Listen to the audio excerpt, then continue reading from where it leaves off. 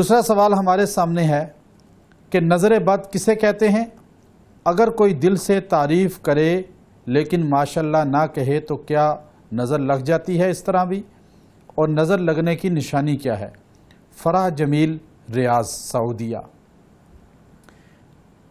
دیکھیں، ہماری بہن نے یہ سوال کیا نظر بد کے متعلق۔ بات یہ ہے کہ نظر بد برحق ہے۔ سرکار دو عالم صلی اللہ علیہ وسلم نے بے شمار احادیث کے اندر نظر بد کے متعلق ارشاد فرمایا۔ آپ علیہ السلام نے فرمایا، نظر اونٹ کو، زندہ اونٹ کو ہنڈیا میں پہنچا دیتی ہے۔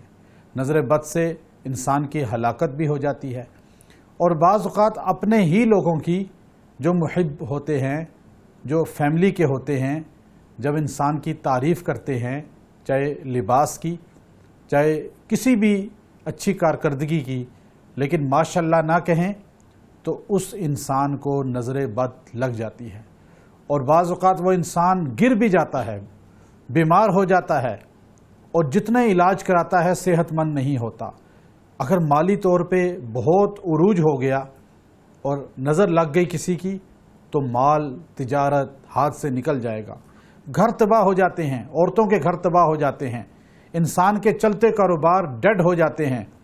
نظر بد کا بہترین علاج یہ ہے کہ حسن بصری رحمۃ اللہ علیہ نے ارشاد فرمایا کہ نظر بد کا بہترین علاج یہ ہے کہ سورہ اعراف کا تیسرا رکوع، یا بنی آدم قد انزلنا علیکم لباسا، یہ پورا رکوع ایک مرتبہ پانی پہ دم کر کے مریض روز پیے 21 دن تک۔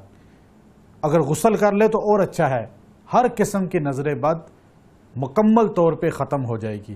اگر گھر میں ہے نظر تو گھر میں چھڑکاؤ کریں، اگر دکان پہ ہے نظر تو دکان پہ چھڑکاؤ کریں، انشاءاللہ ہر جگہ سے خاتمہ ہو جائے گا۔ ویڈیو کے نیچے سبسکرائب کے بٹن پہ کلک کریں، بیل کے آئیکن پہ کلک کیجئے تاکہ ہر نئی ویڈیو کی نوٹیفیکیشن آپ کو مل جائے۔